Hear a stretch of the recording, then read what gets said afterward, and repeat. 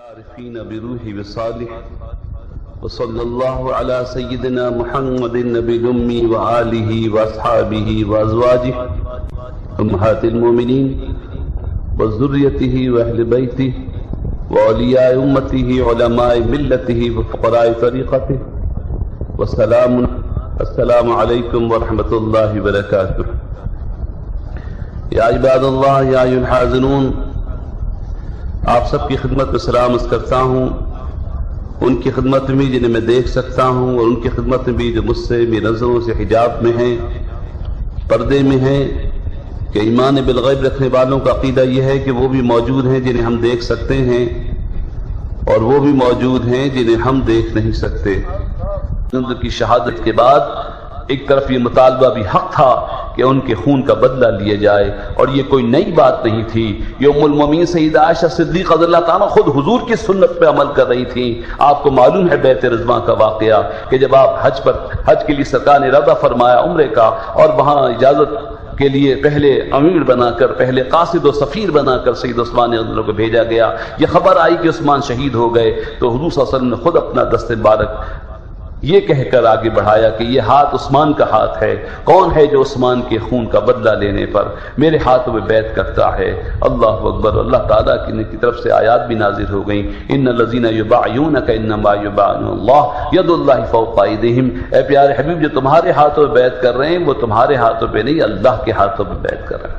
ان الذین یبایعونک انما یبایعون اللہ ید اللہ فوق ایدیہم۔ تو سیدنا عثمان غنی رضی اللہ عنہ کا یہ مقام ہے کہ ان کے خون کا بدلہ لینے کے لیے اگر رسول بیعت لیں تو اللہ کہہ رہا ہے کہ پیارے بھی تمہارے ہاتھوں میں بیعت نہیں کر رہے، اللہ کے ہاتھوں میں بیعت کر رہے ہیں۔ یہ شان نزول ہے خاص، یہ اطلاق خصوصی ہے، یاد رکھیے قرآن کی ہر آیت کا ایک اطلاق خصوصی ہے اور ایک اطلاق عمومی ہے۔ خاص شان نزول تو سیدنا عثمان غنی عنہ کے قتل کی خبر پر بیعت لینا ہے، اور قیامت تک یہ آیت فائدہ دے رہی ہے کہ جو لوگ حضور کے ہاتھوں میں بیعت کریں گے اور ان کے ہاتھوں میں بیعت کرنے والوں میں بیعت کریں گے، وہ حقیقت میں اللہ کے ہاتھوں میں بیعت کر رہے ہیں۔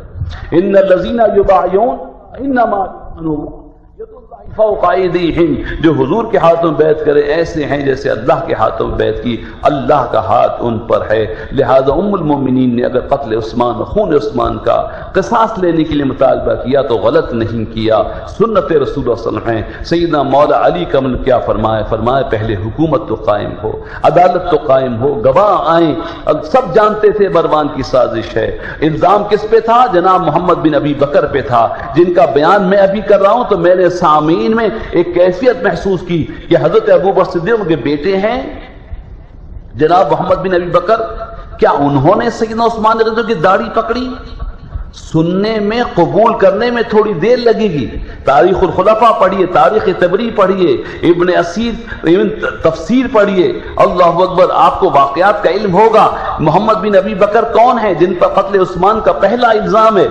تو حضرت عثمان غنی رضی اللہ تعالیٰ عنہ کے قتل کا الزام کس پر ہے؟ محمد بن ابی بکر پہ ہے۔ مولا علی کرم اللہ وجہ کریم کو اگر سیدنا ابو بکر صدیق رضی اللہ تعالیٰ سے کوئی رنجش ہوتی تو سب سے پہلے ان کو گرفتار کر کے قتل کروا دیتے۔ ادھر ام المومنین سیدہ عائشہ صدیقہ قتل عثمان کا مطالبہ کرتی ہیں، کہتی ہیں کہ جن پر الزام ہے فوراً گرفتار کیا جائے، اگر یہ مفرور ہو گئے یا آپ کے ساتھ مل گئے کل پتہ نہیں چل سکے گا، وقت گزرنے کے ساتھ قاتل اکثر چھپ جایا کرتے ہیں، جس پر بھی الزام ان کو فوراً گرفتار کیجئے۔ تو ام المومنین سیدہ عائشہ صدیقہ رضی اللہ عنہ نے یہ نہیں دیکھا کہ الزام کس پر ہے، ان کے بھائی پر ہے۔ محمد بن ابی بکر کون ہے؟ ام المومنین سیدہ عائشہ صدیقہ رضی اللہ عنہ کے بھائی ہیں، سگے۔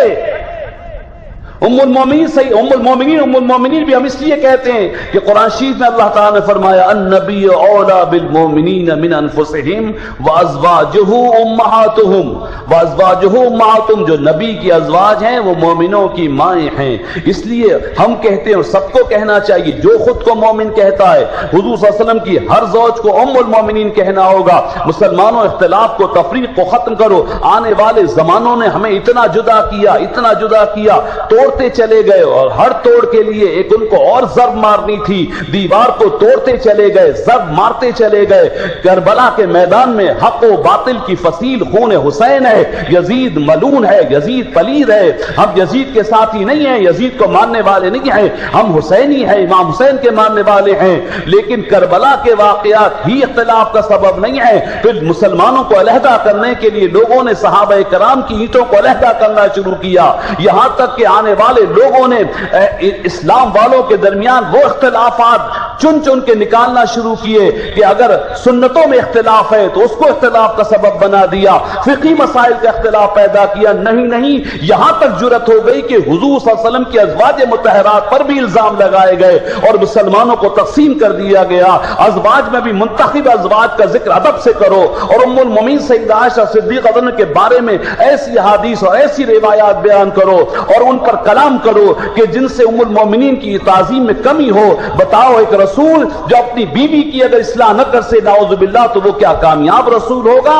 اللہ اکبر، حضور سے جس کو بھی نسبت ہے، ناموس رسالت کا احاطہ صرف ذات محمد صلی اللہ علیہ وسلم نہیں ہے۔ حضور صلی اللہ علیہ وسلم کی عزت ان کی گھر والوں کی عزت ہے، ان کی اولاد کی عزت حضور کی عزت، ان کی بیوی کی عزت حضور کی عزت، ان کے بچوں کی عزت حضور صلی اللہ علیہ وسلم کی عزت، ان کے نواسوں کی عزت حضور کی عزت ہے۔ ام المومنین سیدہ عائشہ صدیقہ رضی اللہ تعالیٰ نے مطالبہ کیا تو یہ نہ دیکھا کہ الزام کس پر ہے، ان کے بھائی پہ تھا، لیکن مطالبہ یہ تھا کہ گرفتار کرو جس پہ بھی الزام ہے، ورنہ یہ مفرور ہو جائیں گے، مل جائیں گے۔ یہ مکہ شریف میں ہیں، مدینہ شریف میں مولا علی کرم الکریم ہیں، وہاں مسلمان، اور جس میں وہ باغی بھی وہاں موجود تھے، اور جن کا مطالبہ حضرت عثمان غنی رضی اللہ تعالیٰ عنہ سے بھی دستبرداری کا تھا کہ آپ یا تو امارت سے استعفیٰ دے دیجئے، خلافت کو چھوڑ دیجئے، لیکن آپ نے فرمایا کہ مجھ سے حضور صلی اللہ علیہ وسلم فرمایا کہ اللہ تعالیٰ مجھے ایک عزت والی قمیص پہنائے گا، تو عثمان تمہیں جب وہ قمیص پہنائی جائے تو اسے مت اتارنا۔ اللہ اکبر، اس میں بھی ایک سخن کے لیے موضوع ہے کہ یہ ایسی باتیں پیش کر دی جاتی ہیں سلطنت کو باقی رکھنے کے لیے۔ نہیں، وہ سلطنت پہ جلوہ آرا ہونے کی آزمائش ہو یا کربلا کا میدان ہو، یہ حضرات میدان سے اس لیے نہیں ہٹے کہ وہ اقتدار چاہتے تھے، بلکہ وہ جانتے تھے کہ یہ آزمائش ہے اور اس آزمائش میں کامیابی چاہتے تھے۔ سیدنا عثمان غنی رضی اللہ تعالیٰ اگر خلافت نہیں چھوڑ رہے تھے تو معنی یہ نہیں تھے کہ وہ حکومت چاہتے تھے، دولت چاہتے تھے۔ سیدنا عثمان غنی رضی اللہ عنہ اسلام کے بعد دولت مند نہیں ہوئے، وہ دولت مند تھے، اپنی دولت اسلام پہ نثار کی تھی۔ سیدنا عثمان غنی رضی اللہ عنہ خلافت کو اس لیے نہیں گلے سے لگائے ہوئے تھے کہ وہ اقتدار کے بھوکے تھے، اور نہ امام حسین رضی اللہ تعالیٰ کربلا کے میدان تک یزید کی بیعت تسلیم نہیں کرتے تھے کہ اس لیے وہ اپنی خلافت اور اپنے اقتدار کے پیاسے تھے۔ نہیں، وہاں بھی اور یہاں بھی، کرسی پر بھی اور میدان میں بھی، یہ لوگ اپنی آزمائش میں کامیاب ہونا چاہتے تھے۔